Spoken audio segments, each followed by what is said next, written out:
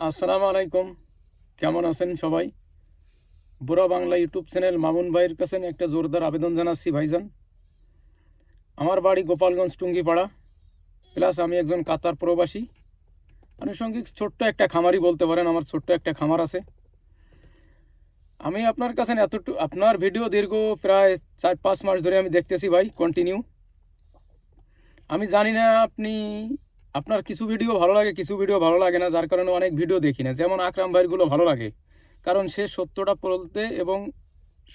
বলতে কোনো ছন্দবোধ করে না। প্লাস সত্যটাই সত্যরে একটা কথাই সত্য, কিন্তু একটা মিথ্যারে যদি হাজার সত্য বলেন, সেইটা কখনো সত্য প্রমাণিত হয় না।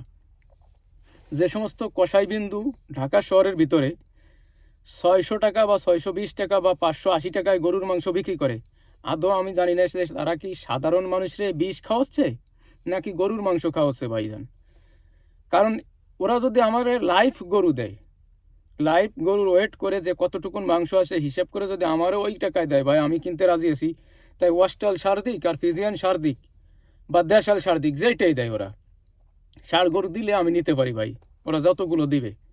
কারণ আমরা 720 টাকা যদি ভাই কেজি না বেচতে পারি, তাহলে আমরা খামারি টিকে থাকতে পারবো না, আর টিকে থাকা সম্ভব না। জানি না ভাই ওরা কীভাবে দেয়। আপনার আজকে একটা প্রতিবেদন দেখলাম, খলিল ভাইয়ের 599 টাকা বিক্রি করতেছে। খলিল ভাইয়ের কাছে আমার এতটুকু, খলিল ভাই না, ওনার নামটা আমি সঠিক বলতে পারলাম না ভাই, সরি এজন্য। কিভাবে বিক্রি করে আমি আদৌ জানি না। উনি যদি গরু লাইভ গরু কাউরে দেয়, দিতে বলেন, সমস্যা নাই, যে কোনো গরু। আকরাম ভাই তো প্রকাশ্য জবাই করে এবং প্রকাশ্যে দেখায়, উনি একটু প্রকাশ্যে দেখাইতে বলেন ভাই, কিনাটা এবং বিক্রিটা।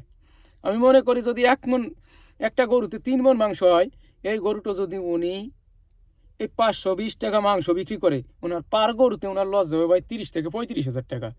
উনি তো এরকম কোনো কোটিপতি নেই যে প্রত্যেক গরুতে 30 থেকে 35 টাকা লস দেবে ভাই। হয়তো ভাই এটা উনি চুরি করে আনতেছে ভাই, অন্যথায় ওনার কিছু বিলাক মানি আছে, সেটা হোয়াইট করার জন্য এই কাজগুলো করতেছে। তা আমি একটা জিনিস বুঝি না, উনি সামান্য কিছু টাকা বা সামান্য কিছু লোভে পড়ে ছোট ছোট খামারি বা যারা খামারের সাথে যুক্ত আছে, এদের কেন ক্ষতিগ্রস্ত করতেছে ভাই। তবে আমি ব্যক্তিগতভাবে আমার টুঙ্গিপাড়া জেলায় কয়েকটা লোক আছে, আমরা কয়েকজন খামারি আছি, তাদের পক্ষ থেকে তারা স্বাগতম জানাই। সে যদি চায় আমাদের গরু দিতে পারে ভাই, আমরা নিব ইনশাআল্লাহ।